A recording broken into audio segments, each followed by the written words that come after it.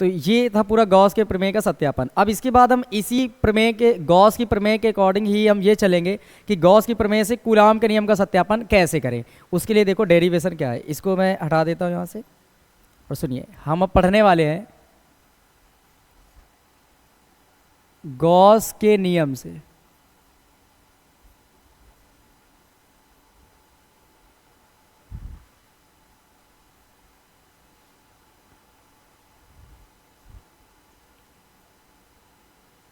Coulomb के नियम का सत्यापन।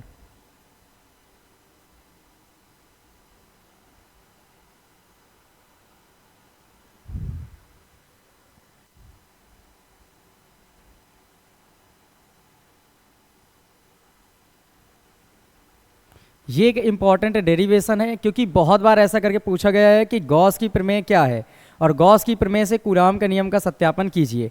तो ये क्वेश्चन मैं आपको बता देता हूँ और यहाँ पर ये डेरिवेशन मैं आपको करा दे रहा हूँ यहाँ पर। तो गॉस की का नियम क्या है ये तो आपने पिछले वीडियो में ही चेक कर लिया होगा, इसी पे चेक कर लेंगे। और यहाँ पर कूलाम के नियम का सत्यापन कैसे करेंगे वो मैं आपको सिखा देता हूँ।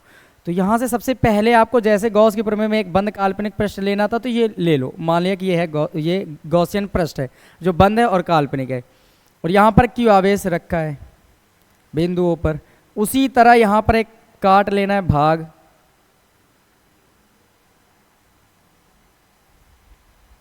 ये भाग काट लो, और यहाँ पर एक पॉइंट मान लो P, इससे दूरी इसकी मान लेंगे हम लोग R, सेम जैसे पहले कर रहे थे। वैसे ही दिशाएं अगर दर्शानी है तो दिशाएं भी सेम होगी। पहले जैसे ई वेक्टर की दिशा बाहर की ओर थी, इस बार भी बाहर की ओर होगी। ये जो भाग है ये DA का है, ये इस पूरे से बड़े से भाग का छोटा सा काटा गया भाग है, तो पूरे का क्षेत्रफल A होता है। तो छोटे से भाग के लिए DA लगा लेते हैं। जब भी छोटी सी चीज़ के लिए कुछ यूज़ करते हैं तो D शब्द लगा देते हैं, या कभी कभी डेल्टा लगाते हैं। तो यहाँ पर हम D यूज़ करने वाले हैं।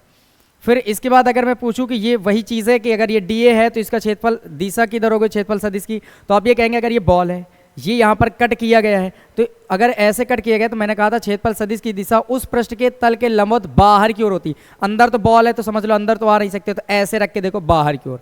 तो वैसे ही ऐसे रखा है तो बाहर की ओर ऐसे जाएगा, तो DA वेक्टर की दिशा भी बाहर की ओर होगी। ये हो गई DA वेक्टर की दिशा। अब आ जाते हैं अपने डेरिवेशन में। सबसे पहले हम लिखते हैं गॉस के नियम, सीधे लिख ले, हाँ गॉस के नियम से, क्योंकि गॉस के नियम से सत्यापन करना है। लिखते हैं गॉस के नियम से, गॉस के नियम से। अच्छा, उससे पहले थोड़ा सा एक काम ये कर लेते हैं कि हम निकाल लेते हैं वैद्युत फ्लक्स वहाँ से। लिखते हैं लघु क्षेत्रफल अवयव, लघु क्षेत्रफल अवयव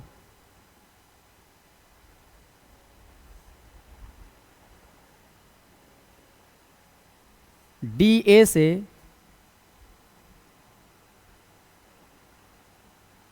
होकर गुजरने वाला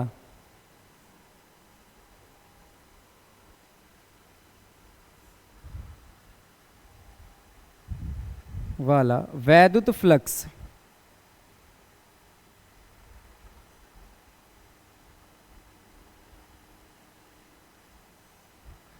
तो D फाई E बनेगा, और क्या बन के आएगा E vector dot DA vector.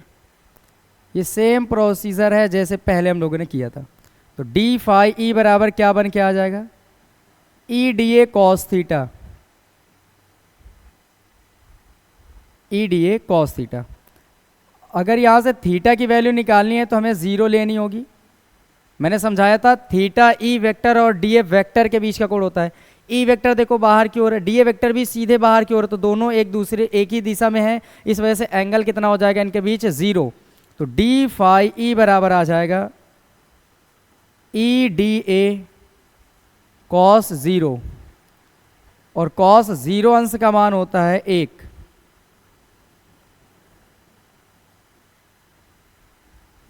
तो ये D फाई E का मान बन के आएगा EDA के बराबर।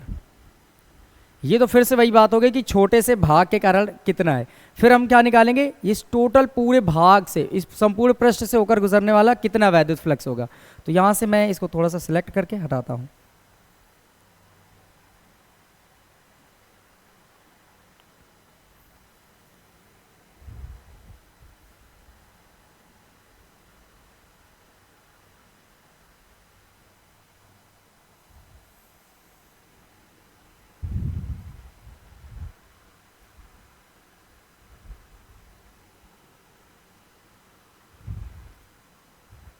सुनिए यहां से लिखते हैं संपूर्ण पृष्ठ से,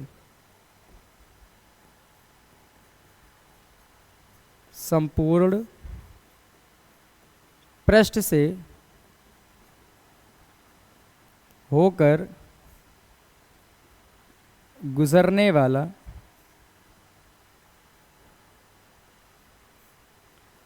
वैद्युत फ्लक्स।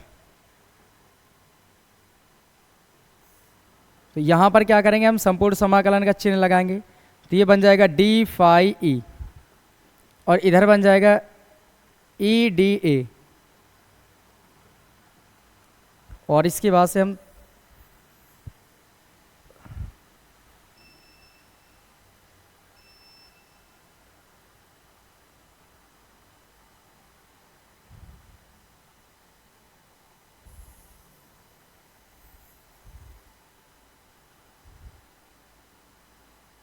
यहां से समझते हैं इधर।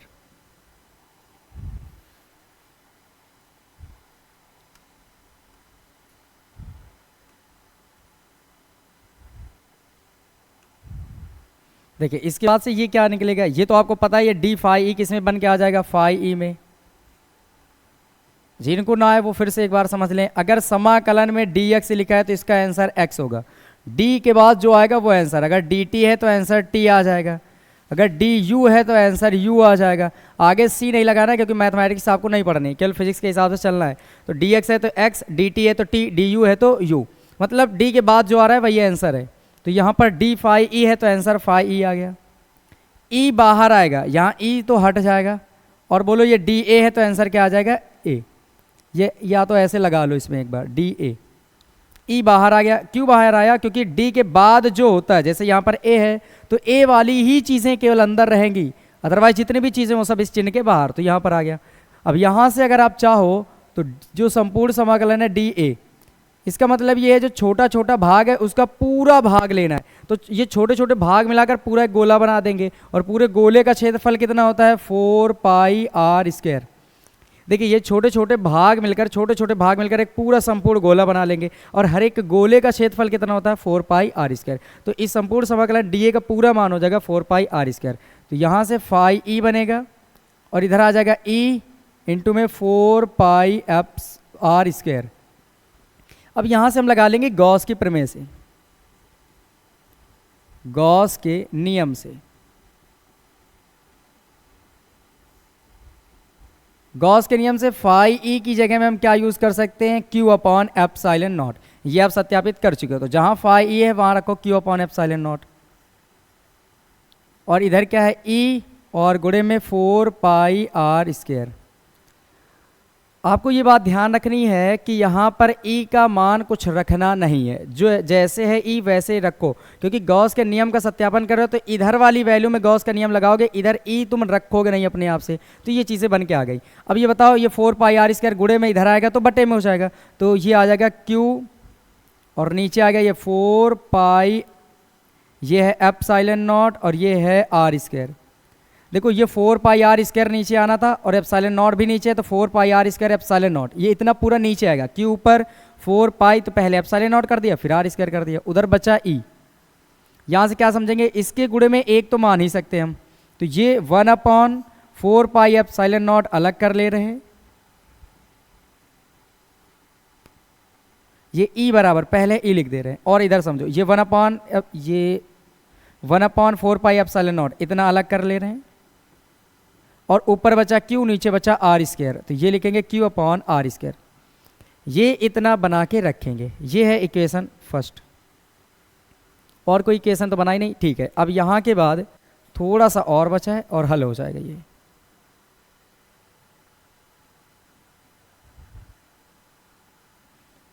और इस पॉइंट पर मान लेना कि एक आवेश है यहाँ पर क्यू नॉट, ये क्यू नॉट रख दिया गया, ये याद रखना बिंदु पी पर। अब सुनिए जरा इसके बाद,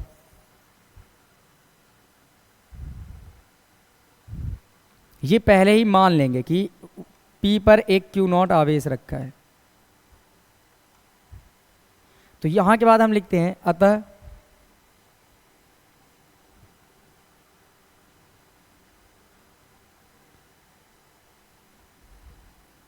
अतः बिंदु P पर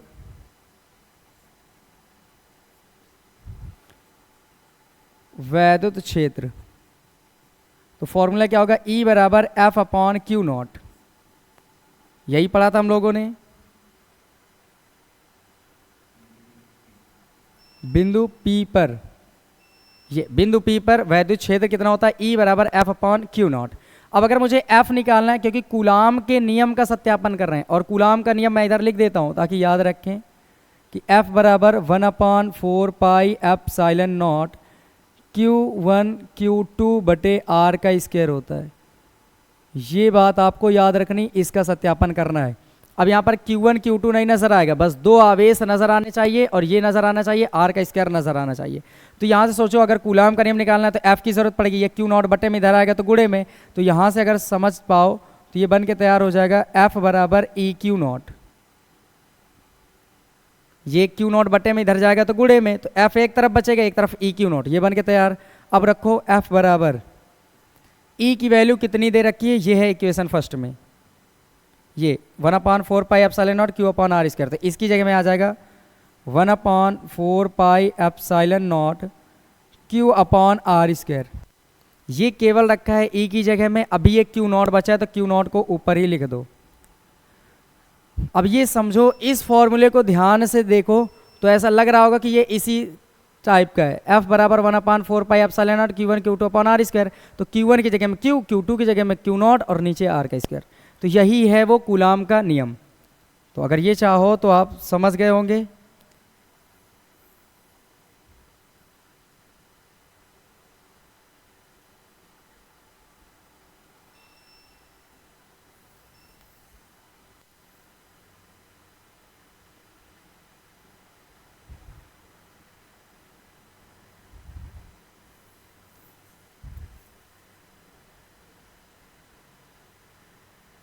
वाह, ये लाइन कैसे गायब हो गई। ठीक है, चलो सुनो, यहाँ से ये पूरी चीज़ें समझ आ गई।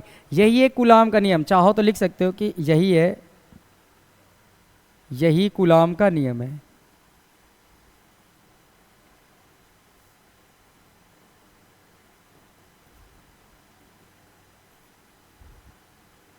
इसमें जो खास बातें हैं वो आप जान लो कि सबसे पहला काम क्या होता है, गॉस के नियम से लागू करना होता है। तो गॉस के नियम में फाई ई की जरूरत पड़ती है, कुल वैद्युत फ्लक्स की। और कुल वैद्युत फ्लक्स अगर संपूर्ण गोला है या काल्पनिक पृष्ठ से पूरा वैद्युत फ्लक्स कब निकलेगा, पहले छोटे से भाग के कारण निकालेंगे, इतना निकल आएगा, फिर संपूर्ण पृष्ठ के कारण निकालेंगे, तब ये फाई ई मिलेगा। जब यहाँ फाई ई मिल जाए तब गॉस की प्रमेय लगा लेना है, Q अपॉन एप्सिलॉन नॉट इसकी जगह में आ जाता है, ये सेम रहेगा, E का मान निकाल लेना है यहाँ से। फिर बिंदु P पर तुम्हें वैद्युत क्षेत्र निकालना है, वहाँ से F की वैल्यू फाइंड करनी, F बराबर E Q नॉट मिलेगा, वैल्यू पुटअप कर देना, E का मान जो निकला हो Q नॉट का जो मान निकलेगा वही जो चीज़ है बन के आ जाएगी तुम्हारे पास आंसर। ये Q नॉट था, यहाँ पर इस वजह से Q नॉट रह गया था। ठीक है, आई होप कि ये सारी चीज़ें आपको समझ आई होंगी।